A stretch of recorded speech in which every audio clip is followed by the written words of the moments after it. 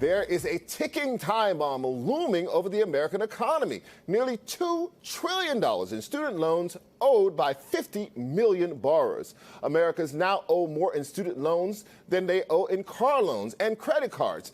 And it falls disproportionately on the poor and non-white. And this is not just a problem for younger Americans. Those over 50 years old have the fastest growing student loan debt burden of any age group. When the pandemic started, the Education Department put federal student loan payments on hold. Joe Biden extended that forbearance twice. But the grace period ends in August, and experts warn that once payments kick back in, more Americans are going to fall behind. On the campaign trail, Biden promised broad student loan forgiveness. But since winning the election, he's failed to fully commit.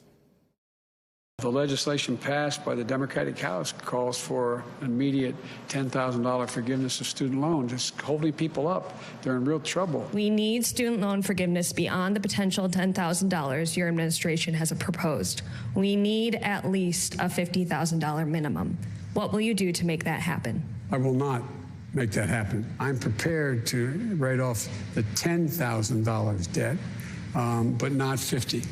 Mr. President, let me ask you, because I don't think I have the authority to do it by sign of a pen.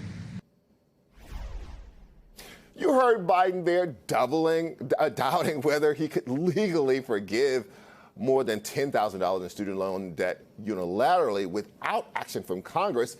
Back in April 2021, the Department of Education examined the issue and released their own conclusions in a 7-page memo.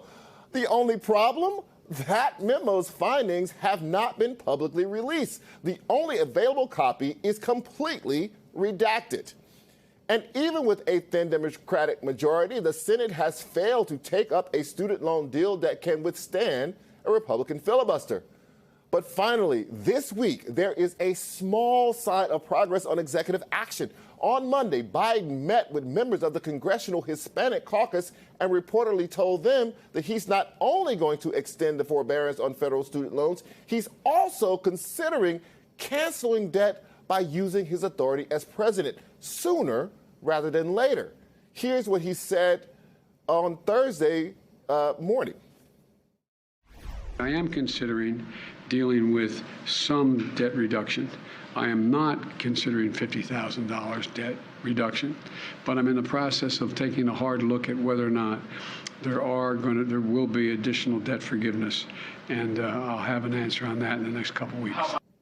Republicans are already crying foul, saying it's a ploy by Democrats to pander for votes in November. Some senators have talked about introducing a bill to keep Biden from forgiving that debt. But Joe Biden made a promise to Americans, and many of them are asking, if our government can bail out Wall Street when they make bad bets, why can't it help working Americans facing economic insecurity just because they sought a better life? With me now, Astra Taylor. She is co-founder of the Debt Collective, which calls itself the country's first union for debtors. So, Astra, this is very interesting to me. You heard the president right there saying that he might be able to cancel $10,000 in debt, but not $50,000 in debt without congressional action. What's the difference there? Why is $10,000 the cap? $10,000 is absolutely not the cap. $50,000 is not the cap. There's nothing holding back the president from canceling all federal student loans, which are the vast majority of student loans in this country. This authority comes from the Higher Education Act of 1965. And it's important to note that President Biden, during his career as senator, actually voted multiple times to reauthorize the Higher Education Act. In other words, he was part of those congressional bodies that granted the power he now possesses to cancel student debt. And it's also important to note that his administration has actually been using this very same authority to cancel the interest as part of these student loan payment pauses. So it's very strange to suddenly say, oh, hold on, I don't know if I have the legal authority to do something I'm doing. It's really a matter of political will. The president has been boxed in on this issue, and that's because of years and years of grassroots mobilization and pressure. But he absolutely has the power to pick up the pen and cancel not $10,000, not $50,000, but all federal student loans. Well, let's dig into a little bit why he's not doing that. You say he's been boxed in. Explain to us why the president would not move forward on this thing. This is something that his base really wants. Why would they redact the entire memo from the Department of Education, which would give the rationale whether or not they felt like they had the authority or not? But we can't see that. What is the reason here? Well, I have to say that memo was actually only released because the debt collective FOIA'd the memo. And I can only presume that it's redacted because it says what is obvious and what is factual, which is that the president does indeed have the authority to do this.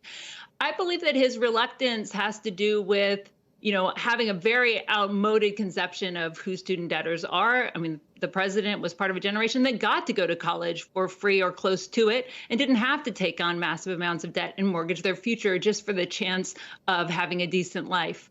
So he routinely invokes very outdated stereotypes, saying that, student debtors are all Ivy League graduates. That might be the case for the people in Washington that he works with, but that is not representative of student debtors writ large. I mean, 40% of borrowers don't have a college degree, which means they have the burden of debt without a diploma. Student debtors come from all walks of life, as you just stated in your opening. They're younger, they're older, they're Black, they're white, they're parents, they're grandparents, they're senior citizens. What student debtors are not is wealthy, because wealthy people do not have to take on debt to go to college, right? They can pay for it, or more typically, their parents do. There's a fascinating anecdote that come out of the Biden meeting. According to those who were present, Biden told the lawmakers that he understood the burden of student loans on a personal level since he has recently finished paying off his late son Bo's outstanding student debt. I think a lot of people are shocked by the fact that Bo Biden, who worked as a federal prosecutor, a state attorney general, and an army lawyer in Iraq, still had outstanding student loan debt years after his death at age 46. How common is this? I mean, that makes us think he might have had a private student loan. But the fact is that people carry student debt to their graves. I mean, this is the problem that we're seeing with more and more seniors having student debt. People are forced to go back to school because it's a precarious job market. So they're trying to reinvent themselves, or they're taking out Parent Plus loans for their students. So we're seeing people, carrying these debts for decades and decades. And, this disproportionately affects Black and brown communities. Black women are the most burdened by student debt. And this is because of a lack of intergenerational family wealth, because of wage discrimination, all these things that make it harder to pay off your debts. It also means that people end up paying, far more than the principal over time. So that calls into question why we even call this forgiveness, right? I mean, many millions of people have paid what they initially borrowed, but they're stuck in a debt trap.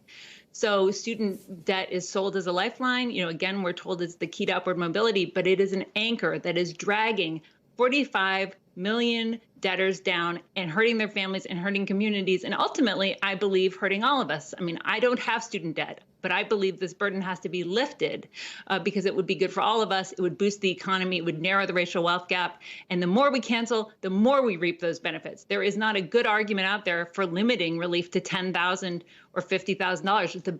The economic, social, political, and moral arguments are for doing more, for going all the way. And that's what the president should do.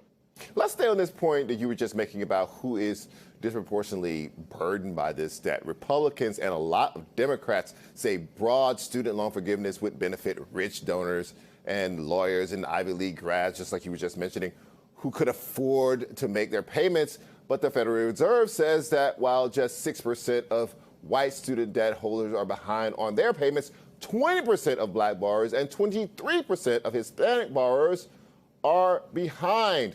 Our system disproportionately hits borrowers of color. Why is that? Once again, it's because of structural inequities, the lack of intergenerational wealth that makes it harder for people to pay for tuition up front, or for parents to provide that for their children. Wage discrimination on the job market. If you're making less per dollar compared to a white employee, it's harder to pay off that loan. And so the interest compounds and the balance grows. These are structural disadvantages that we need to address, and that's that's part of the moral case for canceling student debt. The arguments that student debt benefits the rich are patently false, and we need, again, to keep in mind the fact that wealthy people do not have to take out loans to go to school. And we also have to look at who's making those arguments. The people talking about regressivity tend to be working for right-wing think tanks, often funded by the student loan servicer money. They weren't making the same case when corporations got a bunch of debt relief at the beginning of the COVID pandemic. They weren't sounding the alarm about the forgivable PPP loans that went to hedge fund managers and to payday lenders. There's real hypocrisy here. And so, the truth is, if student debt cancellation benefited the rich, the Republicans would have done it already. And that's what the president should say when people come at him with these cynical attacks. Right. We have the moral high ground here. Got it. Astra Taylor, thank you so much for joining us. Really important conversation.